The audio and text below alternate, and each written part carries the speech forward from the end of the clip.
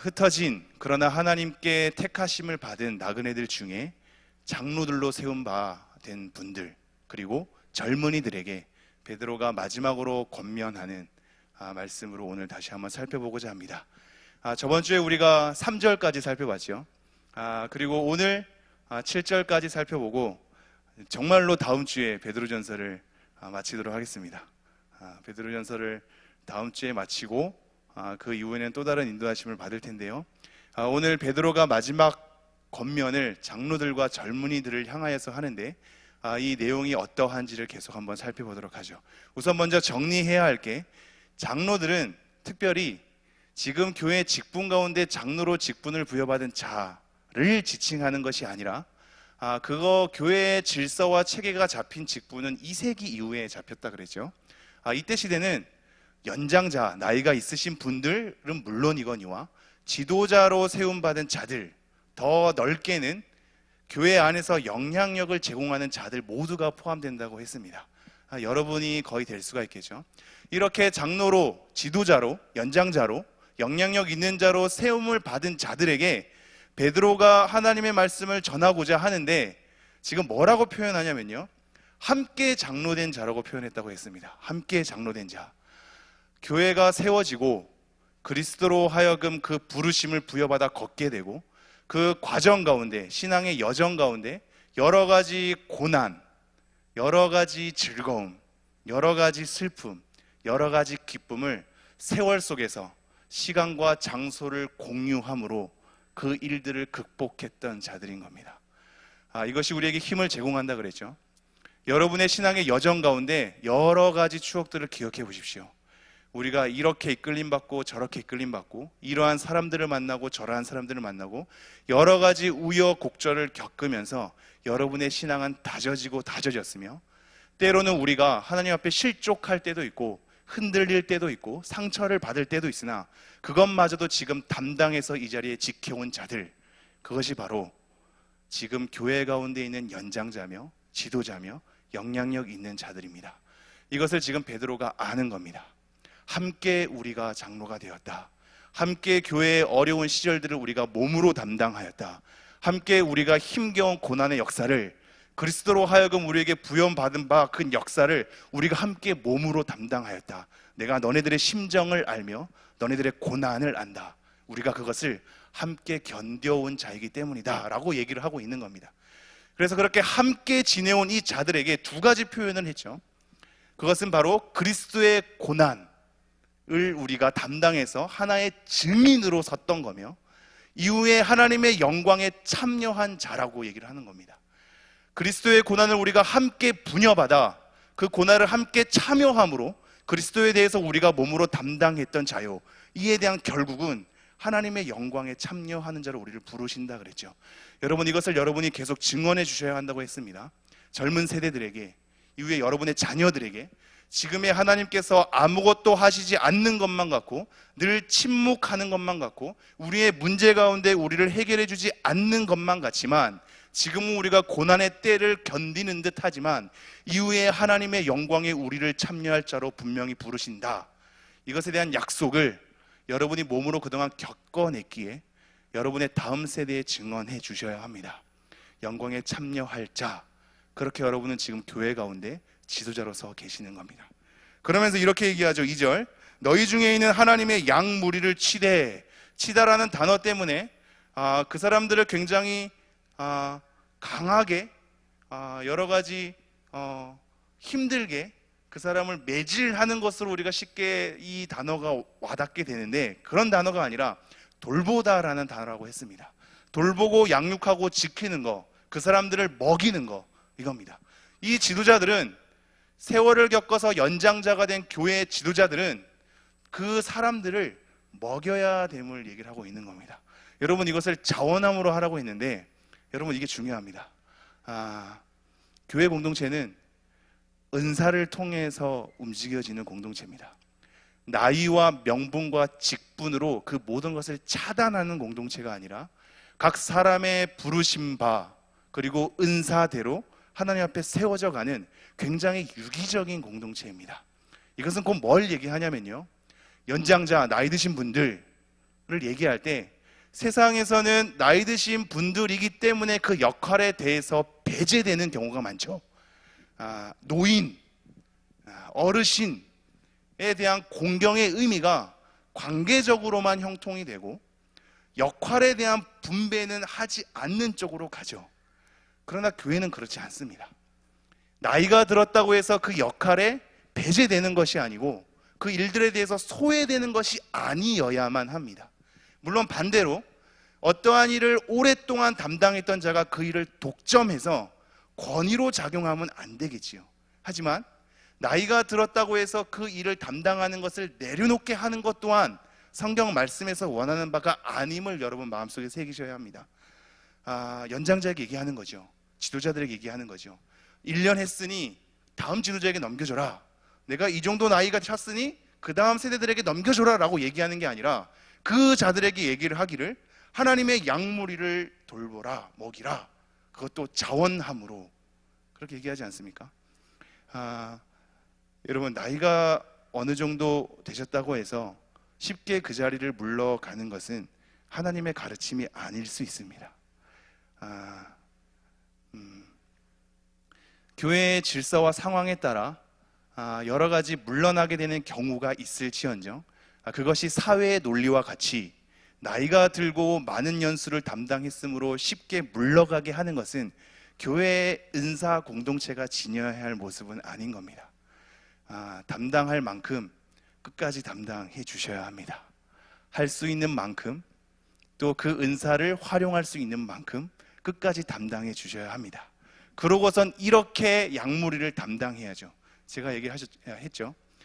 여러 세월을 겪는 동안 하나님께서 일하셨던 것들에 대해서 우리가 여러 가지 우여곡절을 겪으면서 버텨온 것들에 대해서 다음 세대에게 들려줘야 하는데 이것은 반대로 또 하나의 책임이 있습니다. 우리가 젊어서 우리가 어려서 여러 가지 열정으로 담당해 오다가 잘못된 것들을 내가 경험했을 때 다음 세대들에게 내가 그것을 그렇게 해왔는데 이것은 잘못이었다라고 가르쳐 주셔야만 합니다. 이것은 무슨 얘기냐면 교회 안에서 전통으로 굳어진 것들에 대해서 그것이 지도자와 연장자들이 잘못된 것인 줄 중간에 알았으면 전통으로 고집할 것이 아니라 고쳐주셔야 합니다. 그것이 하나님의 양무리를 치는 연장자와 리더와 영향력 있는 사람들이 해야 할 역할인 겁니다. 그렇게 하나님의 양무리를 치랍니다. 내가 실수했던 것, 내가 여러 가지 하나님 앞에 하나님께 매달려 보니 이것으로 이렇게 하면 하나님께서 해수진 줄 알았는데 그렇지 않을 때도 있더라.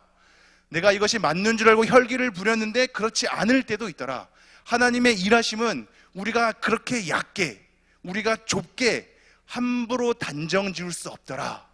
하나님의 크심 가운데 우리가 있으니 이러한 삶도 하나님의 크심과 기쁘심 가운데 다 담아낼 수 있더라를 연장자와 리더자들이 증언해 주셔야 합니다. 본인의 실수와 과오들을 되돌아보며 그 다음 세대 하나님의 양무리들에게 하나님의 돌보심 가운데 그렇게 서야 할 것을 일러주셔야 하는 거죠. 그러면서 이렇게 세 가지를 얘기했죠. 억지로 하지 말고 하나님의 뜻을 따라 자원함으로 하며 더러운 이득을 위하여 하지 말고 기꺼이 하며 맡은 자들에게 주장하는 자세, 이 주인에 대한 행세라 그랬죠. 권리를 부리는 겁니다. 주장하는 자세를 하지 말고 양무리의 본이 되라. 자, 4절 한번 읽을까요? 시작.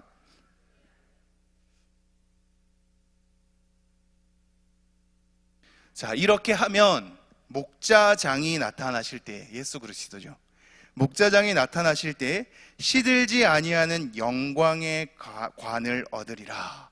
자, 우리가 이 말씀 1장 23절 24절로 가볼까요? 베드로전서 1장 23절 24절 제가 한번 쭉 읽어보도록 하겠습니다. 너희가 거듭난 것은 썩어질 씨로 된 것이 아니요 썩지 아니할 씨로 된 것이니 살아있고 항상 있는 하나님의 말씀으로 되었느니라. 그러므로 모든 육체는 풀과 같고 그 모든 영광은 풀의 꽃과 같으니 풀은 마르고 꽃은 떨어지되 오직 주의 말씀은 세세토록 있도다. 지금 계속 얘기하죠. 우리가 나그네 된 정체성 아닙니까? 우리가 이 시대에 담당해야 될 것은 썩어 없어지는 것이다.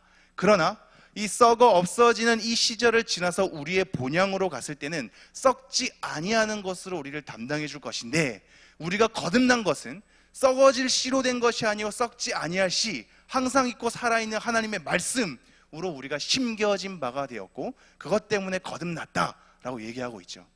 우리가 앞으로 하나님의 영광에 참여할 자로 함께 선 자들인데 마찬가지인 겁니다. 영광의 관을 받는데 이것은 시들지 않는 것이라고 우리에게 얘기를 하고 있는 겁니다. 나그네 된 삶에서 남들을 부러워하는 업적, 그것은 결국 썩어 없어지는 것인데 우리는 시들지 아니하는 하나님의 영광으로 가득하게 메워질 것이다 얘기를 하고 있는 거죠. 다시 한번 돌아올까요? 5장 4절. 그리하면 목자장이 나타나실 때 시들지 아니하는 영광의 관을 얻으리라. 1장 7절 가볼까요? 1장 7절. 제가 한번 읽어보겠습니다. 1장 7절. 너희 믿음의 확실함은 불로 연단하여도 없어질 금보다 더 귀하여 예수 그리스도께서 나타나실 때 칭찬과 영광과 존귀를 얻게 할 것이니라. 베드로가 계속적으로 증언한 거죠. 나중에 예수님께서 나타나실 때, 지금 목자장이 나타날 때 영광과 존귀로 우리가 그렇게 가득 하나님께 올림 받는 겁니다. 지금도 영광의 관으로, 시들지 않은 영광의 관으로 우리를 채우시는 거죠. 영광의 관이 뭘까요? 예전의 버전은 면류관이라고 표현이 되는데요, 그래서 우리는 영광에 대한 어떤 그 면류관을 뭔가 받는 것으로 생각을 합니다. 그러나 사실 그게 아니라 영광 그 자체인 겁니다. 우리가 영광으로 덧입혀지는 겁니다. 예수 그리스도께서 나타나실 때 끝까지 그 일을 담당했던 연장자, 리더들, 영향력 있는 그 자들이 결국 그리스도의 고난의 증인으로 서고 하나님의 영광에 참여할 바로 서서 나중에 영광으로, 예수 그리스도의 목자장이 나타나실 때 영광으로 가득 메워지는 겁니다. 이것이 중요한 이유가 히브리서 2장 9절 말씀 볼까요? 히브리서 2장 9절 말씀 제가 한번 쭉 읽어보겠습니다. 2장 9절. 오직 우리가 천사들보다 잠시 동안 못하게 하심을 입은 자 곧 죽음의 고난 받으심으로 말미암아 영광과 존귀로 관을 쓰신 예수를 보니. 눈에 들어오시죠? 영광과 존귀로 가득한 건 예수 그리스도의 모습인 거거든요. 그러므로 우리가 영광과 존귀를 얻게 되고 시들지 않는 영광의 관으로 우리가 나아가게 되는 것, 영광 자체로 된다는 건 예수 그리스도와 동일한 상태로 예수 그리스도께서 입으신 영광의 모습으로 우리가 안기는 것을 얘기하는 겁니다. 다시 한번 5장 4절 읽을게요. 그리하면 목자장이 나타나실 때 시들지 아니하는 영광의 관을 얻으리라. 찬양교회 연장자로, 리더로, 영향력 있는 자로 세움받은 여러분이 그 일을 끝까지 담당하셔서, 그리고 그것도 자원함으로 담당하셔서 하나님의 영광으로 온전히 덧입혀지는 그 일이 여러분에게 일어나기를 간절히 소망해 봅니다. 5절 다 같이 읽어보도록 하겠습니다. 시작. 젊은 자들아 이와 같이 장로들에게 순종하고 다 서로 겸손으로 허리를 동이라. 하나님은 교만한 자를 대적하시되 겸손한 자들에게는 은혜를 주시느니라. 자, 이와 같이라고 하면서 젊은 자들에게 이제 다시 한번 시선을 돌리죠. 이것은 의미가 있습니다. 제가 마지막에 저번 주에 얘기했죠. 지금 이것은 연장자와 리더자와 영향력 있는 자들에게 앞서 장로란 표현을 통하여서 지침을 주었던 것인데, 이 지침은 비록 그들에게만 국한된 것이 아니라 교회 모든 사람이 알아야 될 지침이라고 했습니다. 왜냐하면 하나님 앞에 리더로 세움을 받은 그 분들이 하나님 앞에 어떻게 해야 되는지에 대한 지침을 따르는 자도 알아야 그 관계가 건강해지기 때문입니다. 목회자가 하나님 앞에 어떻게 서야 건강한 목회자인가에 대한 목회자에 대한 지침을 여러분이 아셔야 여러분이 건강한 목회자를 만들 수 있습니다. 여러분이 상대방이 해야 될 지침과 상대방이 따라야 할 모범과 상대방이 따라야 할 방향들을 여러분 모른 채 당사자만 알고 있다면 여러분이 그것에 관해서 전혀 피드백을 할 수가 없죠. 그 사람이 하나님 앞에 제대로 서지 못했을 때 그 지침을 들고 이러한 사람은 이렇게 하라고 하나님께서 말씀해 주시지 않았습니까?에 대한 상호 교환이 일어나는 관계가 되어야 합니다. 그래야 상대방을 건강하게 만들 수 있습니다. 리더로 세움받으면 세움받을수록 다른 사람에 대한 피드백을 전혀 듣지 못하는 상태가 되죠. 그 상태가 가장 심각한 결과를 초래할 수 있습니다. 더 이상 나에게 꾸중할 사람이 없고, 더 이상 나에게 조언할 사람이 없고, 더 이상 나에게 얘기할 수 없는 상태에, 그리고 그러한 위치에 이르는 것은 나 자신을 위험한 곳으로 빠뜨리는 겁니다. 그러므로 따르는 자도 그렇게 알아야만 하는 거죠. 그래서 오늘 말씀도 이렇게 얘기하죠. 젊은이들아, 이와 같이 라고 하는 것은 장로에 따른 여러 가지 지침들 속에서 청지기직을 수행하는 그 관계 속에 따라야 할 너희들도 이와 같이 여러 지침을 함께 담당해야 한다라고 얘기하고 있는 겁니다. 다시 한번 5절 읽지요. 젊은 자들아, 이와 같이 장로들에게 순종하고. 위에 연장자와 지도자와 영향력 있는 자들에게 젊은이들이 해야 될 역할 중 첫 번째로 순종하랍니다. 이 단어 어디서 많이 보시지 않았나요? 순종하라. 앞에 베드로가 그렇게 많이 강조했던 단어이죠. 2장 13절 가볼까요? 2장 13절 제가 한번 읽겠습니다. 2장 13절 인간의 모든 제도를 주를 위하여 순종하되 혹은 위에 있는 왕이나. 기억나시죠? 18절 보겠습니다. 18절 제가 읽겠습니다. 사환들아, 범사의 두려워함으로 주인들에게 순종하되. 사환들이 주인에게 순종해야 될 것. 3장 1절 가겠습니다. 3장 1절 아내들아, 이와 같이 자기 남편에게 순종하라. 7절 가면 남편들도 이와 같이. 이 단어 생각나시죠? 순종이라는 것은 그 대상에게, 국가란 대상에게, 아니면 주인이란 대상에게, 아니면 남편이나 아내가 되는 대상에게 무조건적으로 복종하라라는 뜻이 아니라고 했습니다. 내가 정의를 머금고 불의에 대한 현상이 일어남에도 불구하고 그 하나님이 주신 질서를 파헤치고 깨트려서 내가 뭔가 내 의를 수립하는 것이 아니라 그 잘못된 관계처럼 보인다고 할지라도 내가 그 관계 속에 정의를 머금고 들어가서 그 사람이 하나님을 향하여서 올바르게 설 수 있도록 나의 삶에 대한 영향을 다하는 것, 이것이 순종이라고 했습니다. 마찬가지죠. 젊은이들아, 지금 연장자나 리더나 영향 있는 자들이 뭔가가 잘못된 것 같겠죠. 그거 다 끊어내고 그거 다 파헤치고 그렇게 해가지고 뭔가 새로운 걸 수립하면 선한 것이 나온다고 생각하겠지. 그렇지 않다라고 얘기하는 거 있는 겁니다. 하나님이 주신 그 질서가 순기능을 할 수 있도록 그곳에 들어가서 정의를 머금고 순종하라 얘기하고 있는 겁니다. 이렇게 서로 관계가 잘못된 것으로 끊어내지는 관계가 아니라 하나님 앞에 다시 한번 연이어지는 관계로 우리가 상호적으로 선다면 교회가 분명 건강하게 됩니다. 저희 교회가 그런 교회가 됐으면 좋겠습니다. 제가 다시 한번 읽지요. 젊은 자들아, 이와 같이 장로들에게 순종하고 다 서로 겸손으로 허리를 동이라. 하나님은 교만한 자를 대적하시되 겸손한 자들에게는 은혜를 주시느니라. 장로들에게 순종하라고 얘기하면서 우리에게 요구하는, 젊은이들에게 요구하는 것이 뭐냐면 겸손입니다. 겸손으로 허리를 동이라. 1장 13절 가볼까요?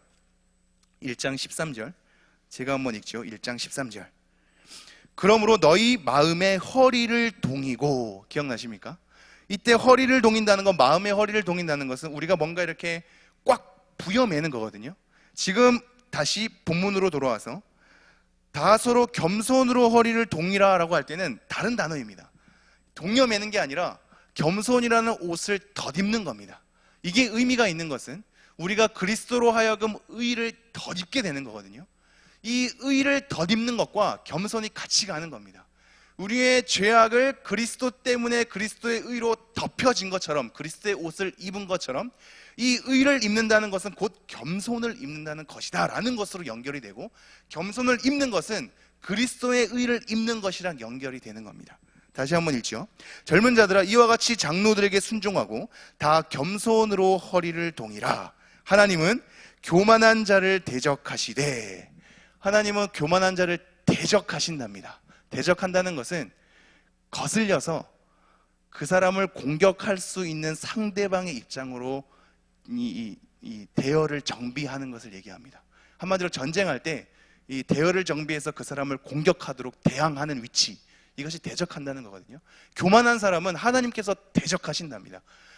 정렬을 정비해서 그 사람을 공격하는 것으로 하나님께서 그렇게 선답니다. 다시 한번요. 하나님은 교만한 자를 대적하시되 겸손한 자들에게는 은혜를 주시느니라. 이 교만에 대해서 우리가 좀 살펴봐야 하는데요. 우리는 쉽게 교만은 하나님보다 높아지는 것으로 많이 알고 계시죠. 네. 그것이 틀린 얘기는 아닙니다만 우리의 일상을 담아내는 얘기도 아닙니다. 우리가 감히 하나님보다 높아지겠습니까? 우리가 신앙이 있는 자인데 하나님보다 감히 더 높아지는 삶으로 여러분이 일상을 보내십니까? 전혀 그렇지 않지요. 전혀 그렇지 않은데도 불구하고 우리에게 교만이 나올 수 있는 것은 뭘까요? 아니, 교만한 이유는 뭘까요? 그것은 하나님보다 높아진다는 개념적인 차원에서 교만을 이해해야 되지 않고, 교만에 대한 일상을 이해하는 언어는 이거입니다. 자기 생각에 확고한 사람, 이게 교만하다 그러는 겁니다. 남들의 얘기가 전혀 들어오지 않는 사람, 하나님의 말씀에 대해서 전혀 귀담아 들을 수 없는 사람, 어떠한 조언과 어떠한 피드백도 전혀 그 사람 가슴 속에 들어오지 않는 사람, 자기로 꽉 찬 사람, 이게 교만한 사람입니다. 자기로 꽉 찬 사람, 자기로 꽉 찼기 때문에 어떠한 것도 들어올 수 없는 겁니다. 자기가 꽉 찼기 때문에 하나님의 말씀조차 들어올 수 없는 겁니다. 자기가 본 것이 옳으며, 자기가 생각하는 것이 옳으며, 자기가 나아갈 방향이 자기대로, 자기식대로 모든 것이 똘똘 뭉친 자, 이것을 교만하다라고 얘기합니다. 그래서 고린도전서 4장 6절에 보면 이런 말이 나와 있죠. 한번 가볼까요? 고린도전서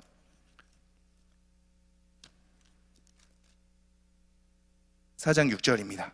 함께 읽어보도록 하겠습니다. 시작. 형제들아, 내가 너희를 위하여 이 일에 나와 아볼로를 들어서 본을 보였으니 이는 너희로 하여금 기록된 말씀 밖으로 넘어가지 말라 한 것을 우리에게서 배워 서로 대적하여 교만한 마음을 가지지 말게 하려 함이라. 이 교만한 마음이 어떤 문구와 함께 등장하냐면요, 서로 대적한다라는 말과 등장하면서 그 위에 말씀 밖으로 넘어간다는 말과 얘기를 하고 있는 겁니다. 한마디로 교만해서 내가 내 안에서 나로 가득 찬 상태는 하나님의 말씀 밖으로 넘어가게 만듭니다. 하나님의 말씀이 감히 내 안에 들어오지 못하게 만드는 겁니다. 나로 가득 차 있기 때문에 하나님의 말씀이 비집고 들어올 틈도 없고, 우리의 관계를 대적적인 관계로 만들게 되고, 하나님의 말씀이 있음에도 불구하고 그 말씀 밖으로 넘어가게 되는 겁니다. 왜 그럴까요? 나로 가득하기 때문입니다. 하나님의 말씀이 더 이상 나를 치지 못하는 상태, 하나님 말씀 앞에 더 이상 내가 무릎 꿇을 필요가 없는 상태, 내 마음에 가득한 내 심정 가운데 어떠한 조언과 어떠한 하나님의 말씀도 들어오지 못하는 상태, 이것이 교만한 거고, 그것이 나로 가득한 상태인 겁니다. 여러분, 하나님의 말씀은 우리에게 어떻게 던져질까요? 우리가 하나님의 말씀을 읽을 때에도 던져지지만, 기도할 때 하나님께서 우리의 심정 가운데 울려줄 때에도 들려지지만, 다른 사람이 일상 가운데 던져지는 말들을 통해서도 우리에게 던져지는 겁니다. 그렇다면 상대방이 나에 대해서 조언해주고 피드백해주는 것에 대해서 귀담아 들을 줄 아셔야 합니다. 상대방의 조언과 상대방의 피드백에 대해서 아무것도 듣지 않고 하찮게 여기는 분을 가지고 교만하다고 얘기를 하는 겁니다. 이 교만함에 대해서 젊은이들과 연관해서 우리에게 얘기를 하고 있는 거죠. 다시 한번 본문으로 돌아갈까요? 5장 5절. 젊은 자들아, 이와 같이 장로들에게 순종하고 다 서로 겸손으로 허리를 동이라. 하나님은 교만한 자를 대적하시되 겸손한 자들에게는 은혜를 주시느니라.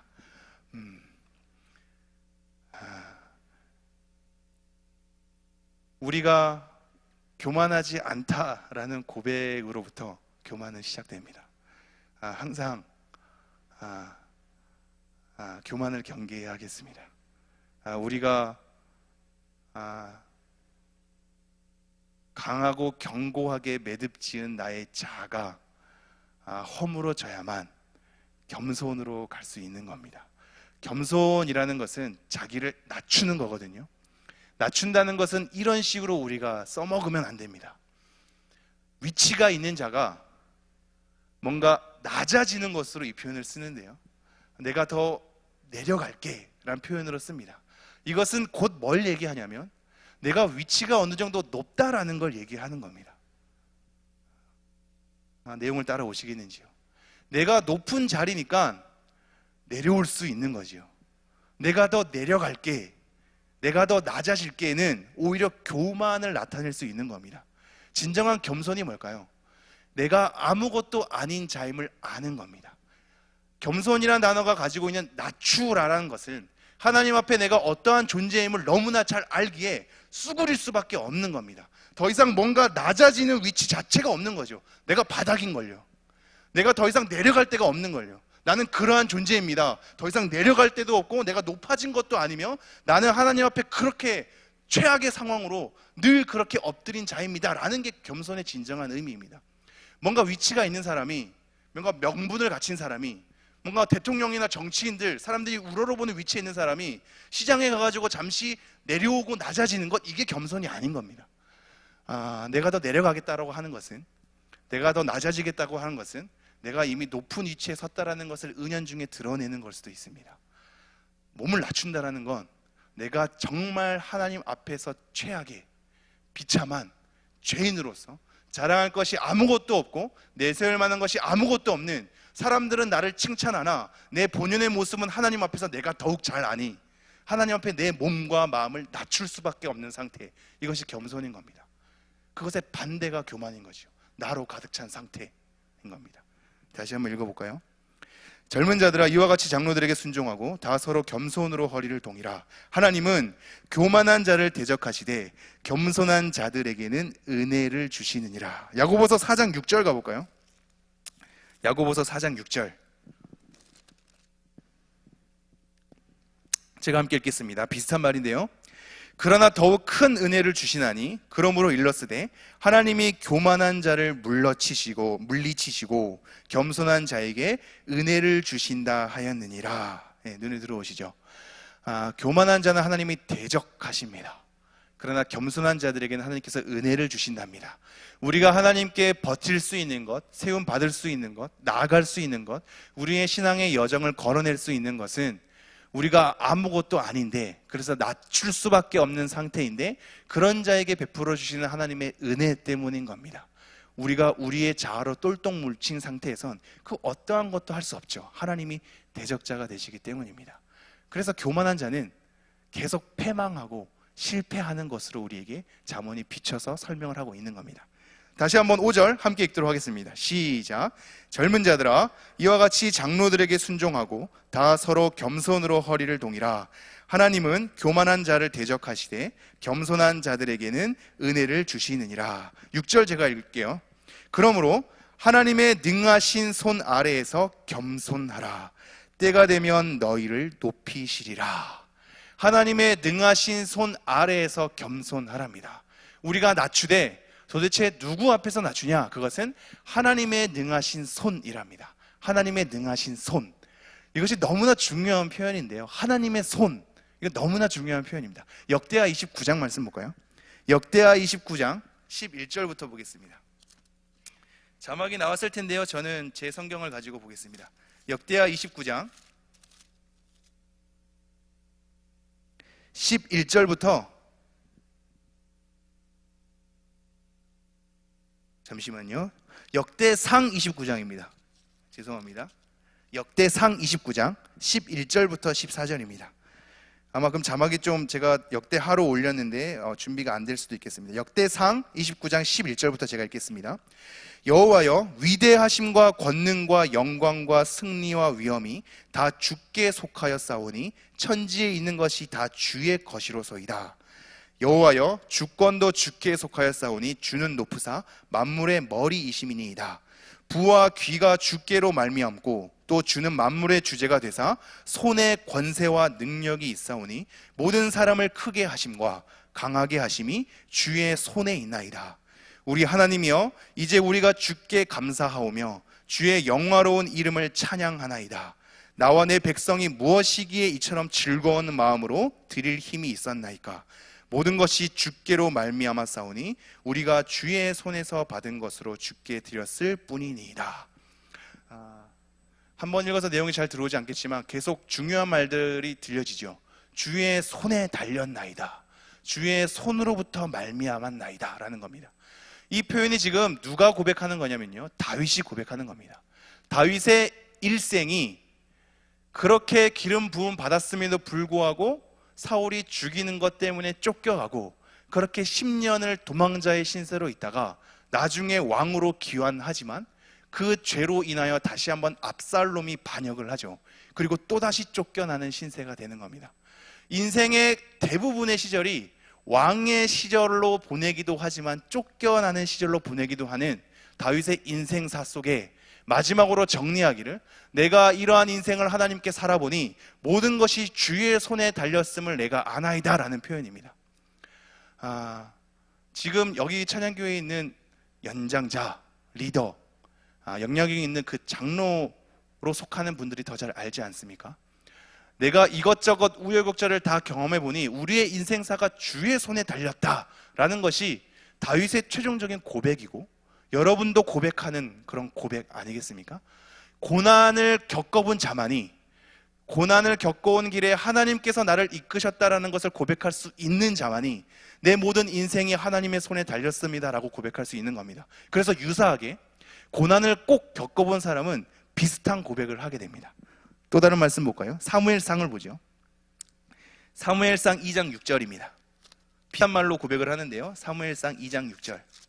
아마 자막 이번엔 준비가 돼 있을 거고요. 저는 제 성경을 가지고 한번 읽어보겠습니다. 2장 6절 7절 거두신 이도 여호와시오니 여호와의 이름이 찬송을 받으실지니이다 하고 들어오시죠. 고난을 겪어낸 본 자만이 아는 고백. 한나나 욥이나 전도서 기자나 다윗이나 모든 우여곡절을 알고 겪어내고 살아와 보니 이 모든 것이 하나님의 손에 달렸다. 젊은이들이 이해하지 못할지언정 내 모든 삶을 하나님 앞에 신앙의 여정을 걸어보니 이 모든 것이 하나님의 손에 달려있구나 라는 것을 다시 한번 강조하며 일러주는 겁니다. 제가 다시 한번 읽지요. 6절, 우리 본절로 돌아오겠습니다. 본문 6절.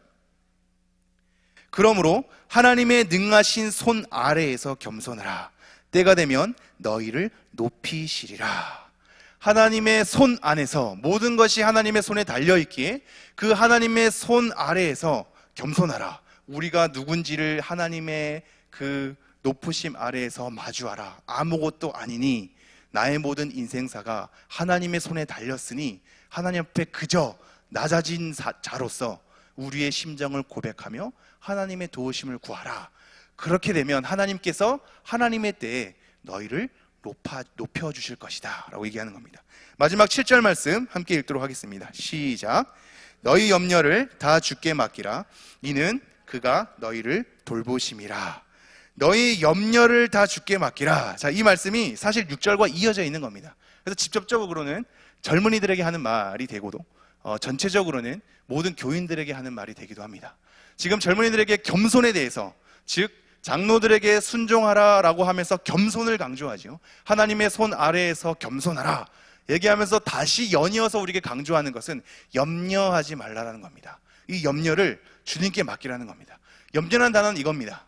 우리의 마음이 조각으로 나누어지는 것을 염려라고 합니다. 우리의 마음이 조각으로 나뉘어지는 것, 이것이 여러 가지 일들을 담당하게 되니까 나에 대한 마음의 주인이 여러 가지로 갈려져서 허덕여서 내 마음 상태가 나누어진 것을 얘기합니다. 이와 관련된 말씀 한번 볼까요? 시편 55장 22절입니다. 자막이 준비되어 있을 텐데요. 시편 55장 22절 함께 읽겠습니다. 시작. 내 짐을 여호와께 맡기라. 그가 너를 붙드시고 의인의 요동함을 영원히 허락하지 아니하시리로다. 지금 너의 염려를 다 주께 맡기라 라고 하는데, 지금 동일한 말씀이 우리에게 맡기라라고 얘기하고 있는 거거든요. 이 맡기라고 하는 맥락이 마음의 분주함으로 여러 가지 마음이 나눠져서 내 마음의 주인된 상태로 작용하기 때문입니다. 이 말씀이 어디서 나올까요? 마리아와 마르다. 일이 많아서 마음이 분주한지라 라고 하면서 일이 많아 염려와 걱정이 너에게 많다라고 예수님께서 지적하시죠. 일이 많아서 마음이 나눠진 것이며 그것 때문에 염려가 온 겁니다. 이거에 대한 비슷한 맥락이 어디서 나올까요? 마태복음 6장.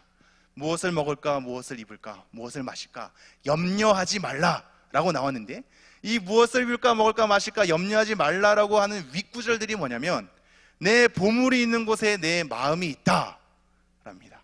한 사람이 두 주인을 섬기지 못하되 하나님과 재물을 겸하여 섬길 수 없느니라 이겁니다.